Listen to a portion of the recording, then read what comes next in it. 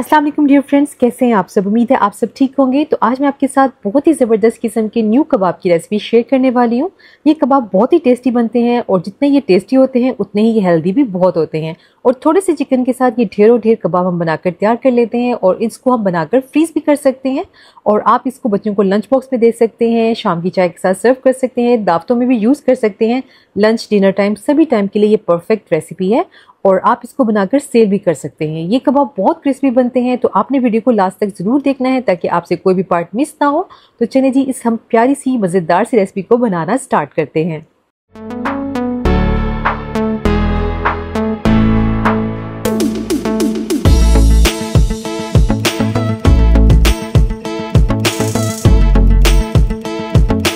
तो जी, मज़ेदार किस्म के कबाब बनाने के लिए यहाँ पर मैंने एक पैन ले लिया और इसके अंदर मैं ऐड कर रही हूँ 2 टेबलस्पून कुकिंग ऑयल। यहाँ पर मैंने एक मीडियम साइज़ का प्याज लिया था जिसको मैंने इस तरीके से चॉप कर लिया। ये हम इसके अंदर ऐड कर देंगे और आपने यहाँ ख्याल रखना है कि ऑयल ज़्यादा इसके अंदर ऐड नहीं करेंगे, कम ऑयल में ही हमने इसको फ्राई करना है। और प्याज़ों को यहाँ पर हमने बिल्कुल हल्का सा फ्राई करना है। यहाँ पर हमने प्याज़ों को कोई गोल्डन कलर नहीं देना है, बिल्कुल लाइट सा इनको फ्राई करना है। यहाँ पर मुझे इनको फ्राई करते हुए 1 मिनट हो गया है और ये देखें, ये जो हमारे प्याज हैं ये हल्के से सॉफ्ट हो गए हैं। इस टाइम पर हम इसके अंदर वेजिटेबल्स ऐड करेंगे। यहाँ पर मैंने एक लार्ज साइज़ की शिमला मिर्च ली थी जिसको मैंने इस तरीके से काट लिया, ये हम इसके अंदर ऐड कर देंगे। 2 गाजरें ली थी जिनको मैंने इस तरह से चॉप कर लिया है, ये भी हम इसके अंदर ऐड कर देंगे। 1 कप बंद गोभी का लिया था जिसको मैंने इस तरीके से काट लिया, ये हम इसके अंदर ऐड कर देंगे और इसको हमने डालकर मिक्स करना है और फ्राई करना है। इनको हम मीडियम फ्लेम पर पका रहे हैं और इनको हमने इस टाइम पर बहुत ज़्यादा कुक नहीं करना है क्योंकि जो ये वेजिटेबल्स होती हैं इनके अंदर क्रंच रहना चाहिए, तो इसलिए हमने इनको सिर्फ 1 मिनट के लिए ही मैं इनको हल्का हल्का सा फ्राई करूँगी। और अब मैं इसमें ऐड कर रही हूँ, यहाँ पर मैंने बॉयल किया हुआ श्रेड किया हुआ चिकन ले लिया है और ये 1 कप चिकन है जो कि वेट में 150 ग्राम बनता है। तो इसको मैंने नमक डालकर पानी में चिकन को बॉईल कर लिया था और इसके रेशे कर लिए थे, ये हमने इसके अंदर ऐड कर देना है। और साथ ही इसमें मैं यहाँ पर बॉयल मैक्रोनी ऐड कर रही हूँ। ये 1 कप मैंने मैक्रोनी ली थी जिसको मैंने फुल बॉयल कर लिया है, ये हम इसके अंदर ऐड कर देंगे। इससे भी इसके अंदर बहुत ही ज़बरदस्त टेस्ट आता है। 2 यहाँ पर मैंने सब्ज़ मिर्चें ली हैं, 1 रेड चिली ली है और 1 ग्रीन चिली ली है और इनको मैंने बारीक काट लिया है, ये हम इसके अंदर ऐड कर देंगे। और 1 यहाँ पर मैंने बॉयल किया हुआ अंडा लिया है जिसको मैंने इस तरीके से चॉप कर लिया है। अगर आपको एग ना पसंद हो तो आप इसको स्किप भी कर सकते हैं, लेकिन इससे बहुत ही मज़े का इसके अंदर टेस्ट आता है। इसको डालकर हमने अच्छी तरह से इन सभी को मिक्स करना है और बिल्कुल हल्का सा हमने इनको फ्राई करना है। तो जी, इस सारे को मैंने मिक्स कर लिया है और इसके अंदर हम साथ ही कुछ सॉसेस वगैरह ऐड करेंगे। तो यहाँ पर मैंने ले लिया है chilli sauce, red chilli sauce ली है जो कि मैं इसके अंदर 2 टेबलस्पून ऐड कर रही हूँ। 2 टेबलस्पून ही इसके अंदर मैं सोया सॉस ऐड कर रही हूँ और 1 टेबलस्पून इसके अंदर मैं सिरका ऐड कर रही हूँ। इसको भी डालकर हमने अच्छी तरह से मिक्स कर देना है। अच्छी तरह से ये मैंने मिक्स कर लिया है और अब हम इसके अंदर स्पाइसेस ऐड करेंगे। तो यहाँ पर मैं 1.5 टीस्पून नमक ऐड कर रही हूँ, या आप हस्बे जायका भी इसके अंदर ऐड कर सकते हैं। 1 टीस्पून लाल कुटी हुई मिर्चें ऐड करेंगे। 1 टीस्पून पिसी हुई काली मिर्च ऐड करेंगे। 1 टेबलस्पून मैं इसके अंदर चिकन पाउडर ऐड कर रही हूँ, इससे इसके अंदर बहुत ही मज़े का टेस्ट आता है। अगर आपके पास ये ना हो तो आप इसको स्किप भी कर सकते हैं। और इसको डालकर हमने अच्छी तरह से मिक्स कर लेना है। और इस टाइम पर आप जो है इसके अंदर मिर्च मसाले चख सकते हैं। आपको इसके अंदर कुछ भी कम लगे तो आप इसके अंदर मज़ीद ऐड कर सकते हैं, लेकिन मैं जो क्वांटिटी बना रही हूँ उसके हिसाब से ये सभी स्पाइसेस इसके लिए बेहतरीन है। इस टाइम पर मैंने ये सभी स्पाइसेस ऐड करके इसको अच्छी तरह से मिक्स कर लिया है और जो इसकी फ्लेम है इसको अब मैंने लो कर देना है। और यहाँ पर मैंने बिल्कुल ये देखें थोड़ा सा पानी लिया और इसके अंदर मैं 1 टेबलस्पून कॉर्नफ्लोर ऐड कर रही हूँ और इसको डालकर हमने अच्छी तरह से मिक्स कर लेना है। आपने इसको मिक्स अच्छी तरह से करना है ताकि इसके अंदर कोई लम्स वगैरह ना हो। और अब हमने इसको इसके अंदर ऐड कर देना है और इसको हमने मिक्स कर देना है। ये जो कॉर्नफ्लोर वाला मिक्सचर है ये हम इसके अंदर इसलिए ऐड कर रहे हैं ताकि जो इसका टेक्सचर है ना थोड़ा क्रीमी क्रीमी हो जाए। ये देखें, कॉर्नफ्लोर वाला मिक्सचर ऐड करने से एक तो इसका जो टेक्सचर है ये क्रीमी हो जाता है और साथ में इसको बाइंडिंग करने में भी आसानी होती है। तो ये देखें, बस इसको हमने मज़ीद 1 मिनट के लिए और पकाना है। तो जी, ये देखें हमारा ये जो मिक्सचर है ये बिल्कुल रेडी है। अब मैं फ्लेम को करने लगी हूँ ऑफ और मैं आपको इसकी दिखाती हूँ कंसिस्टेंसी। ये देखें इस तरह का ये कुछ बैटर आपको नजर आएगा। और अब हम इसको ले चलते हैं खुले बर्तन की तरफ। और अब मैं इसको यहाँ पर एक अदद खुले बर्तन में शिफ्ट कर रही हूँ। और अब मैं इसके अंदर ऐड करने लगी हूँ उबले हुए आलू का मिक्सचर। यहाँ पर मैंने 2 लार्ज साइज के आलू लिए थे जिनको मैंने उबाल लिया था और इनको मैश कर लिया था। ये हमने इसके अंदर ऐड कर देना है।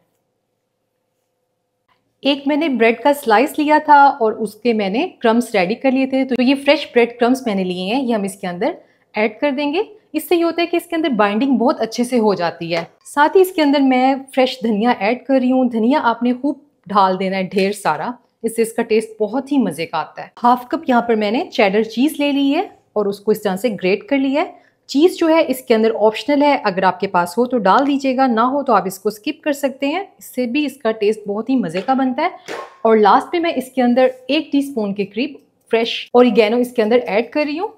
और अब हमने इसकी मिक्सिंग करनी है।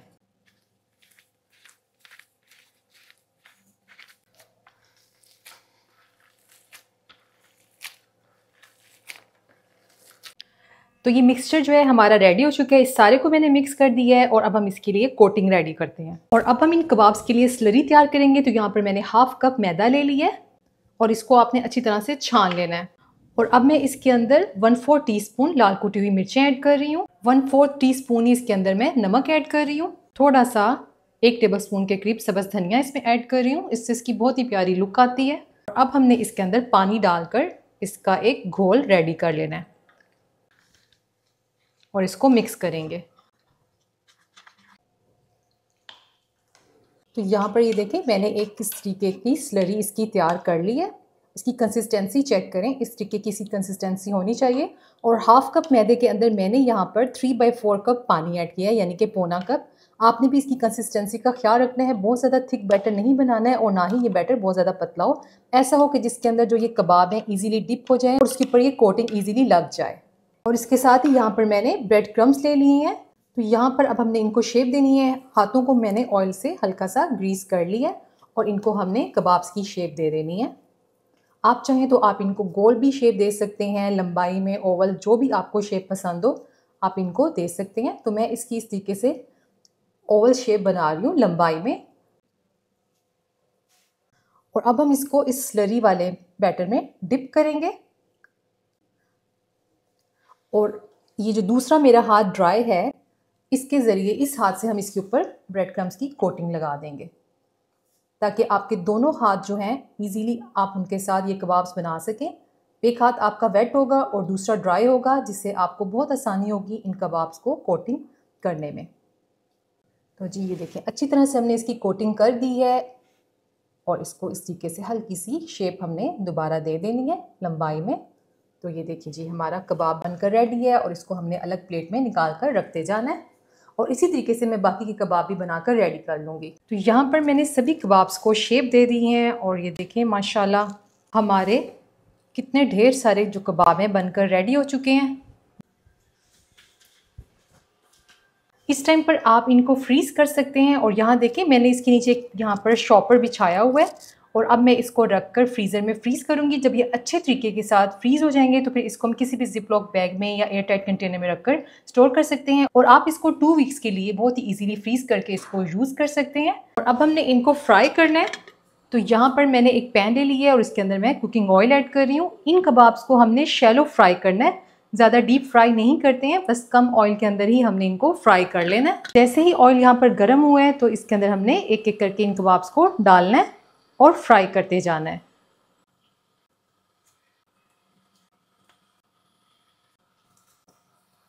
इनको हमने मीडियम फ्लेम पर फ्राई करना है। जैसे ही एक साइड से लाइट गोल्डन इनका कलर आना स्टार्ट होगा तो तभी हमने इसकी साइड को चेंज करना है। ये देखें एक साइड से प्यारा सा गोल्डन कलर आ गया है और अब हमने इसकी साइड को चेंज कर देना है। इन कबाब्स को फ्राई करने में ज़्यादा टाइम नहीं लगता है क्योंकि मोस्टली ये अंदर से कुक्ड होते हैं, तो इसलिए ये फ़ौरन से फ्राई हो जाते हैं। दोनों साइड से हमने इनको अच्छी तरह से फ्राई करना है जब तक कि दोनों साइड से इनका बहुत ही प्यारा सा कलर नहीं आ जाता है। और लो फ्लेम पर इनको फ्राई नहीं करेंगे। अगर लो फ्लेम पर आप इनको फ्राई करेंगे तो ये फट जाएंगे, तो इसलिए आपने इसका जो टेम्परेचर है वो मीडियम रखना है। 2 मिनट के बाद मैं इनकी साइड को चेंज कर रही हूँ ताकि दोनों साइड से इसको इक्वली खूबसूरत सा गोल्डन कलर आ जाए।